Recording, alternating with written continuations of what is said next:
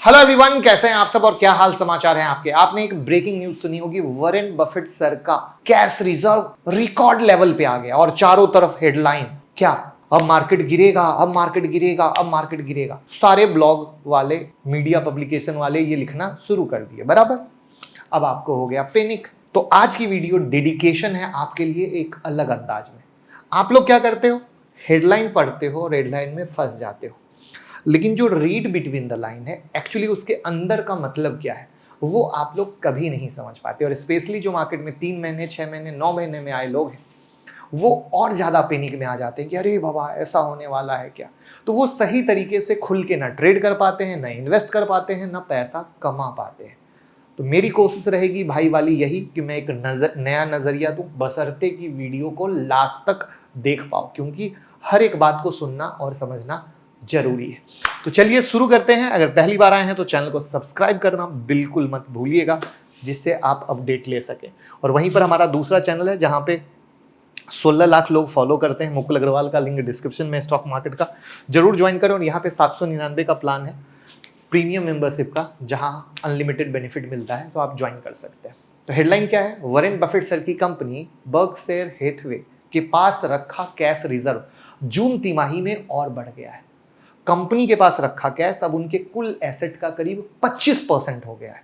25% कुल एसेट का हो गया तो भैया टेंशन। और हाल में ही उन्होंने क्या किया, एप्पल और बैंक ऑफ अमेरिका जैसे दिग्गज शेयर को बेचा। और इसके बाद ही कुल कैश इक्विवेलेंट कितना हुआ, 276.9 अरब डॉलर।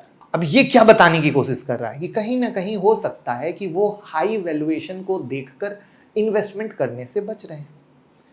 अब कंपनी ने बीते 3 अगस्त को बताया कि उसने एप्पल इंक में अपनी हिस्सेदारी लगभग 50% तक कम कर दी है। और जुलाई महीने के दौरान बैंक ऑफ अमेरिका में भी अपनी हिस्सेदारी को 8.8% तक कम कर दिया है। अब ये अगस्त की बात थी, लेकिन मैं आपको और थोड़ा पीछे लेके चलता हूं, क्योंकि पूरी पिक्चर समझिए। इससे पहले भी मई में कंपनी ने अपने एजीएम में, यानी सालाना जनरल मीटिंग के दौरान, बफेट सर ने क्या कहा था, वो अधिक इक्विटी खरीदने की जल्दबाजी में नहीं है जब तक कि हमें ऐसा नहीं लगता कि हम कुछ ऐसा कर रहे हैं जिसमें बहुत कम जोखिम है, जिससे हमें बहुत पैसा मिल सकता है। और वहां पर उनकी जून तिमाही की शेयर होल्डिंग पैटर्न से पता चलता है कि भैया उन्होंने cosmetic company, beauty company, aerospace जैसी कंपनी में छोटी हिस्सेदारी ली है, छोटी, ठीक है। और इसी बीच जब ये होल्डिंग की खबर आई तो अटकलें चालू हो गई, सोशल मीडिया पे बातें चालू हो गई कि क्या बफेट सर मंदी की संभावना को बता रहे हैं। ये सवाल ऐसा भी कि जब 2 सालों में उनका कैश रिजर्व करीब 2 गुना बढ़ गया है। और कैश होल्डिंग में बढ़ोतरी तभी आती है जब भैया अमेरिका में मंदी आनी जैसी बात हो, जॉब जाने जैसी बात हो, राइट। और वो लगातार शेयर बेचकर पैसा निकाल रहे हो।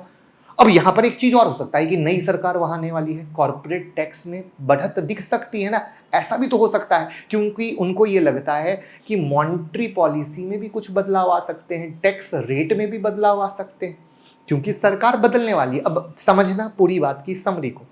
न्यूज तो समझ लिया, मीडिया ने कैसे डराया ये समझ लिया, बट आपने बातों को नहीं समझा। बात का सेंस क्या है, पहला देखो, वो मई से समझ रहे हैं ऐसी चीजों को कि भैया हमको ज्यादा टेंशन लेना नहीं है। अब चूंकि अमेरिका में इलेक्शन है, दूसरी गवर्नमेंट आने की बात है, तो वहां पर क्या होगा, कैसे होगा, वहां के लोग बेहतर समझ सकते हैं, जिसमें टैक्स में बढ़ोतरी की संभावनाएं हैं। तो वहां पर ऐसे दिग्गज इन्वेस्टर अपना थॉट प्रोसेस लेके चल रहे हैं, पहली बात। दूसरी बात, ये कैश का लेवल बढ़ा जरूर है, बट इससे पहले से भी तो वो होल्डिंग को कम करके ही चल रहे हैं, लेकिन मार्केट अपनी रफ्तार से चल रहा है, मार्केट रैली कर रहा है। अगर देखा जाए हमारे इंडिया में भी एफआईआई पैसा नहीं कमा पा रहे, क्यों, क्योंकि लोग समझ ही नहीं पा रहे मार्केट में रैली क्यों हो पा रही है।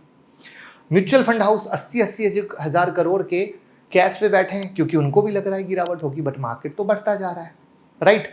तो ये सही है कि मार्केट बहुत ऊपर आ चुका है, प्रॉफिट बुकिंग बनती है, बट अभी देखो अमेरिका में गिरावट तो हुई ना, ऐसा तो नहीं है कि गिरावट नहीं हुई, फिर वहां से उतनी ही तेजी से बढ़ा। और उससे भी बड़ी बात, अब आज के डेट में वॉरेन बफेट सर की जो उम्र है और जो उनके इन्वेस्टमेंट का तरीका है, वो कहीं से आप लोगों को सूट नहीं करेगा। अब उनका थॉट प्रोसेस वो नहीं है जो वो 40s में, 50s में, 60s में हुआ करते थे। अब वो अपनी एज के हिसाब से जो कॉर्पस क्रिएट करना था वो कर चुके हैं। अब वो सिर्फ सेफ गेम नहीं, सुपर सेफ गेम खेलेंगे। आप पिछले 3 साल या 5 साल का ट्रैक रिकॉर्ड उनका दिखा दो, आप बिल्कुल ये नहीं पाओगे कि उन्होंने कोई एग्रेसिव गेम खेला है। ये तो आज मार्केट ऊपर है, तो आज मार्केट ऊपर होने के हिसाब से आप पैनिक क्रिएट कर रहे हो कि ओ हो वरेन बफेट सर ने कर दिया, हमें रिस्क है, ऐसा है वैसा है, मीडिया ने लिख दिया। लेकिन किसी मीडिया ने आपको यह समझाने की कोशिश नहीं की कि भैया उनके पिछले 5 साल की इन्वेस्टमेंट स्ट्रेटेजी देखो, और साथ में जब उन्होंने कमाना शुरू किया था तब की उनकी इन्वेस्टमेंट स्ट्रेटेजी देखो। तो कहीं न कहीं दोनों के गेम प्ले में बहुत बड़ा फर्क आ चुका है। ठीक है, तो प्लीज ऐसी हेडलाइन से डरिए मत, बल्कि चीजों को समझिए, रीड बिटवीन द लाइंस। सिर्फ हेडलाइन में जाएंगे, फंस जाएंगे, पैनिक क्रिएट। ये बिल्कुल सही है कि मार्केट जहां खड़ा है बिल्कुल एक प्रॉफिट बुकिंग बनती है, जितनी खुल के प्रॉफिट बुकिंग आनी चाहिए वो आ नहीं पा रही है, बिल्कुल नहीं आ पा रही है। लेकिन अब आपके लिए क्या है, मार्केट बढ़ता जा रहा, आप अपना एक डाइवर्सिफाइड पोर्टफोलियो रखिए, एक जगह पैसा ना लगाइए। डाइवर्सिफाइड पोर्टफोलियो में विजन 5 साल 10 साल का रखिए। मार्केट में अगर गिरावट आती है तो एड ऑन करने के लिए पैसा रखिए।